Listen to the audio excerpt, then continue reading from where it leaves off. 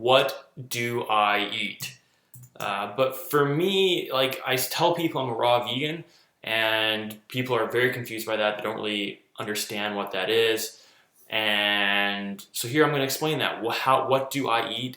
But for me, it's more of a lifestyle, which is why I put the word lifestyle here, because there's certain other lifestyle factors that I'm a huge fan of, because they just support life, right? So like I don't look at my diet, as a diet. I look at it as a lifestyle. So that distinction to me makes a huge difference, right? Because a lifestyle encompasses multiple things, whereas a diet is just food.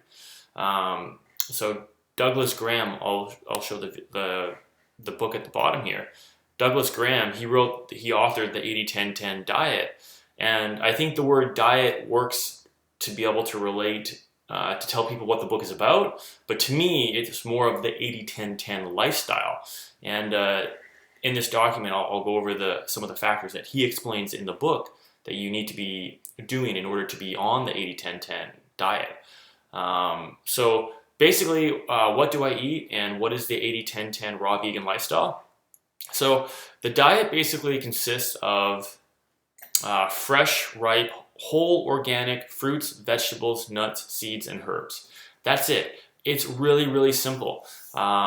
Fruit, simple, vegetables, nuts and seeds, and herbs. All raw, fresh, ripe, whole organic fruits and vegetables. Okay. Another really good way to think about this is I tell people I only eat foods that you could pick wild and make an entire meal of it on its own. Okay, so I only eat foods that you could pick wild and make an entire meal of its own and get enjoyment out of it too, right? Enjoy too, right? So, when people say like, oh, would you eat garlic? I've tried garlic being a raw vegan, and it tastes good when it's blended in a salad, but I would never make a meal out of garlic by itself. So to me, it's not a human food. But I would definitely could eat a whole meal of lettuce. I could eat a whole meal of blueberries. I could eat a whole meal of raspberries, of papaya, mangoes.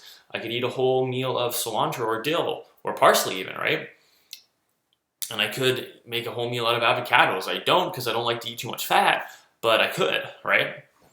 All right, so the calorie breakdown, it's a minimum 80% of the calories from carbohydrates, maximum 10% from protein, and maximum 10% from fat. Okay? This is a whole other video, so I'm going to get into that in another one. The greens. So 2 to 6% of the total calories are from leafy greens and herbs. So things like romaine, lettuce, iceberg lettuce can be another one. Oops. Spinach, kale, things like dill, cilantro, parsley. Those are just a few quick examples. I eat more than that, but that's the bulk of it, right? Whoops. So 2 to 6% of the total calories need to be from leafy greens, and the reason that is just because there's a lot of really good minerals and vitamins that are found in fruit, or found in leafy greens that aren't really necessarily as abundant in fruit. So it's just a really good supplementary food. And I find for myself when I eat greens, I feel like they're very low in calories, but I feel like they're really good at building the body. So when I'm lifting a lot of weights, I just want more greens. I kind of turn into a gorilla. I want more greens when I'm lifting heavy weights. Okay, another big factor for the 80-10-10 lifestyle, the raw vegan lifestyle, is getting sufficient sun. Okay, ideally, I'd say at least 30 minutes a day. Now, I live in Vancouver, Canada, and we get a lot of rain and a lot of overcast shadow.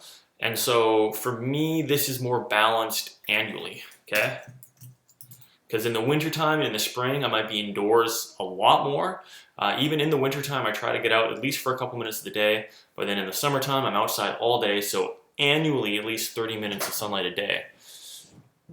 Okay, another big thing too for this lifestyle is getting sufficient activity.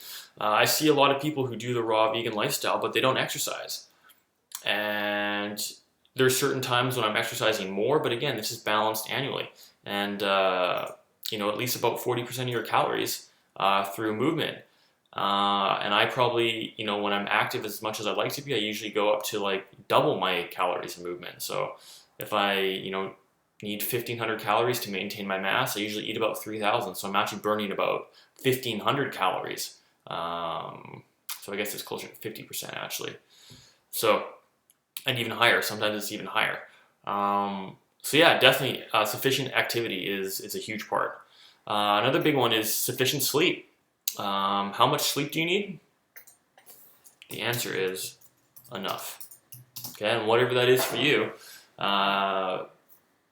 I don't know, it could be 6 hours, it could be 10 hours. I don't know, like I prefer more sleep because I'm very active, but it could be whatever you like. And then the final thing too, I put down on this list too, and Doug talks about it in his book, is the required emotional poise. And the reason I mentioned this, and he mentions this, is because fruit is so easy on the digestive system that a lot of emotions end up coming up, right? And so if you aren't capable of handling your emotions in a constructive, healthy way, then you're going to fail on this. Okay, so these are just a few things of the lifestyle. That is my lifestyle, and I've been on this lifestyle for 5 years. I absolutely love it, and I've seen incredible results from it, and basically transformed me into a much healthier human, a much better athlete. And if you want awesome results, feel free to join my Facebook group and get access to my free mini course, and I can help you transition to this lifestyle, lose weight, improve your running, and just improve your overall vitality. So I hope everyone's having a great day, and I'll talk to you in the next video.